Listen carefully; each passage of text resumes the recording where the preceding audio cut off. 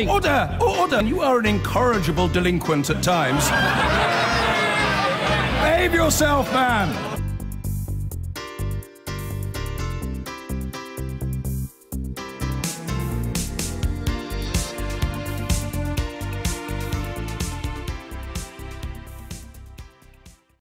Washington, D.C. is abuzz about taxes. This week, the president talked about his tax plan on Fox News, of course. From the podium, Sarah Sanders talked about it. Even Ivanka Trump went up to Capitol Hill to lobby for it. Often mentioned is the extra money that the Trump team is promising is going to go directly into the wallets of the American people.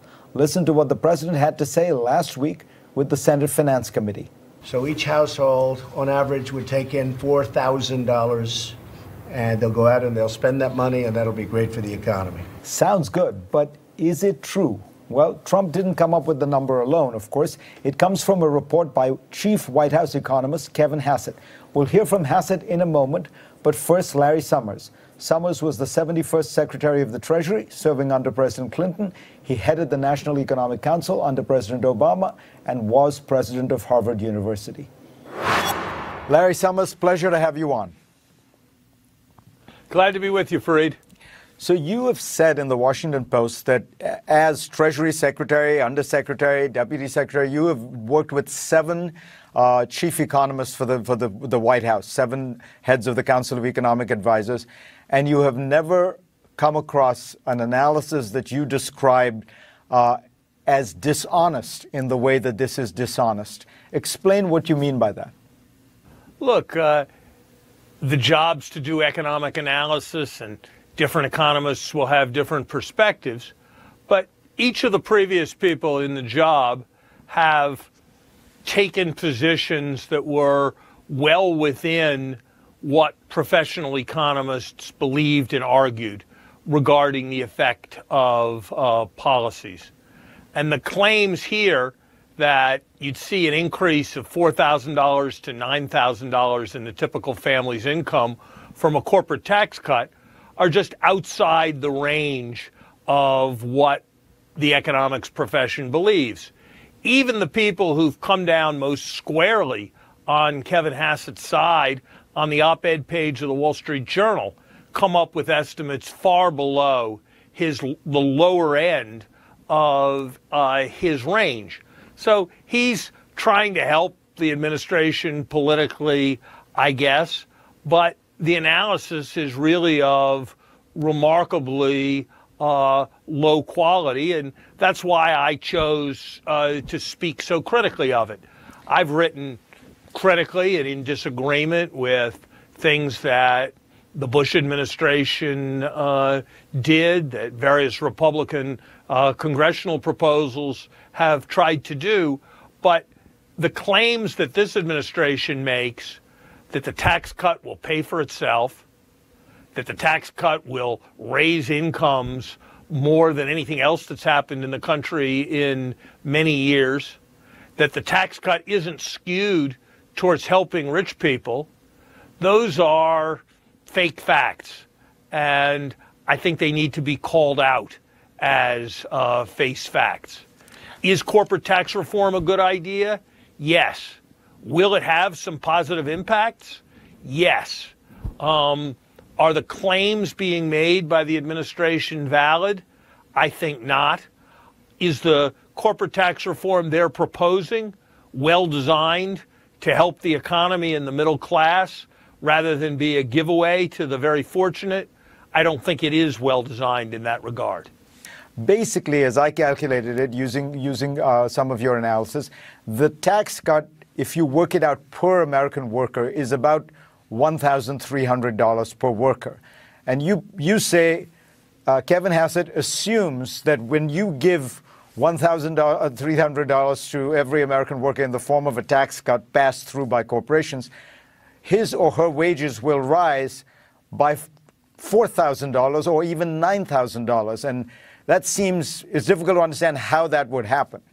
Yeah, look, I think what Kevin Hassett assumes is that when you give that corporate tax cut, you're giving it to corporations, and that the corporations in response will decide to grow, and that's what will create the higher wages.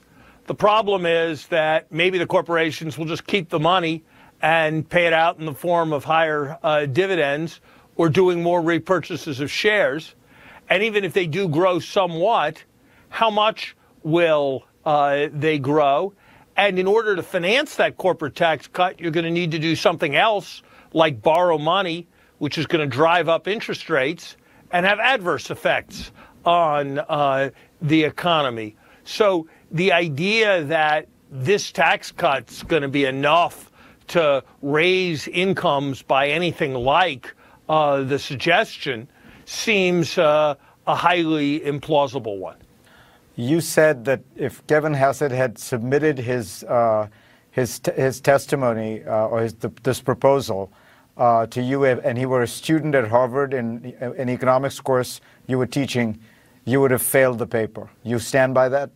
Yes, I do. I would have failed the paper because it was egregiously selective in the use of evidence, because it didn't defend the plausibility of its conclusions, because the methodologies were very far from the state-of-the-art methodologies in economics, and because professional economic analysis is supposed to be analytical and objective rather than constituting a political brief.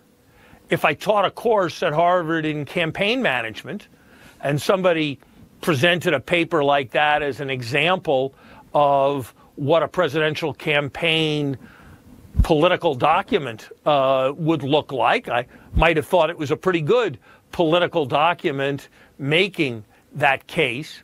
But what's always been special about the Council of Economic Advisors is that it has stood heretofore for objective professional economic analysis, not the kind of stuff that campaign staffs produce or White House political staffs produce. And what disappointed me about Kevin's work was not that I'd never seen any document like that before, but that I'd seen them only from campaign or White House political staffs before, never with the imprimatur of the Council of Economic Advisors.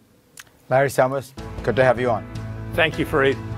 Before the break, you heard former Treasury Secretary Larry Summers say why he thought the Council of Economic Advisors' analysis of its own tax plan is dishonest.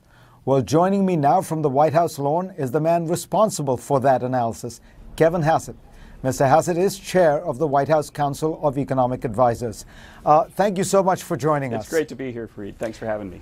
So the heart of Larry Summers' contention is that the plan is dishonest because it claims that what amounts to about a $1,300 tax cut, that is per worker or per household, somehow gets magically translated into $4,000 or even more than that by the alchemy of your analysis. What is wrong with his critique, and why are you right?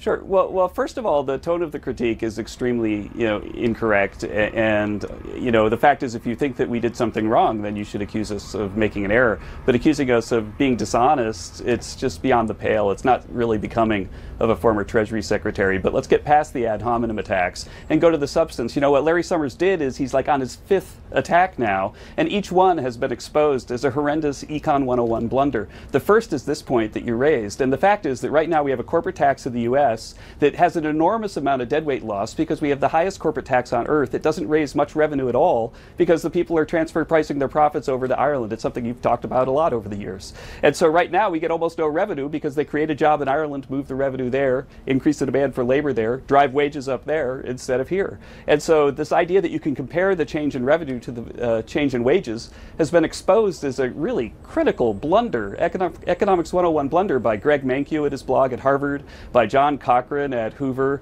by Casey Mulligan at the University of But Chicago, none of by them Larry agree. Kotlikoff and his co-author at MIT. I mean, these are people at top universities that have exposed the fallacy of Summers' very, very simple mistake. But and I'm none kind of of them stunned think- that already a none of week them later think you're that still you have- talking about it here. I mean, come on, it's been exposed as a mistake and you're still asking about it. I don't understand why. Let's go back to the substance of the proposal, please. But none of them believe that the wage gains would be anything close to what you That's just are false. estimating. Why did you say that? I mean, Larry Kotlikoff, he said that it's $3,600. And we put out a study today that estimated the wage impact from a whole host of peer-reviewed studies. You can go back to, I think it's page 24 of the study, and you'll see that there's a whole bunch of things that are way north of $4,000. But let's think about why that's not a crazy number. Let's get away from the ad hominem attacks for a minute. So if you look at it, real wage growth has been almost nothing over the last 8 years. In fact, it was only 0.6% a year over the last 8 years, while profit growth was about 11%. That's something you agree with, right?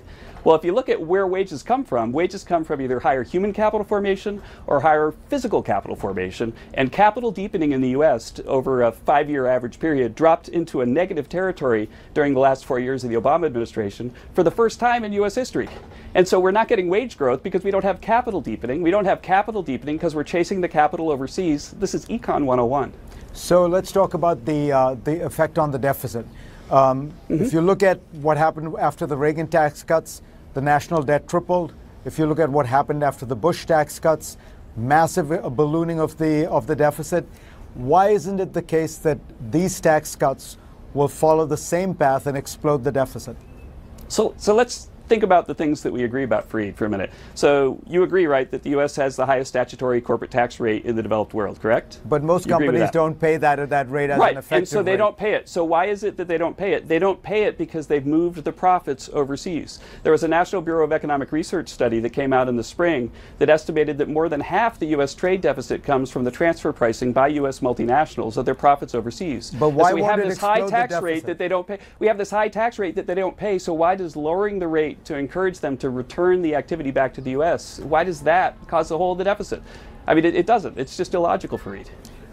Would you stake your reputation, Kevin, on the notion that this tax cut will not increase the deficit substantially?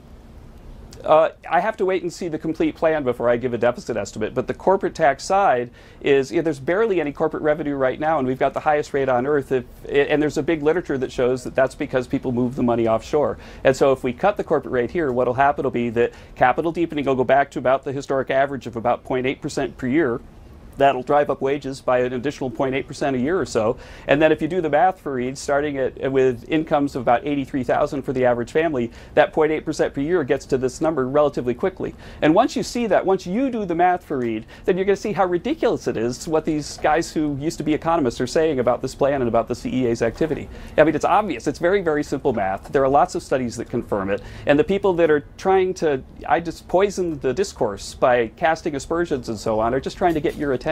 And I think that you're playing into the coarsening of discourse by giving them the attention rather than focusing on the facts. Kevin Hassett, pleasure to have you on, sir. It's great to be here. I hope I can come back. Thanks for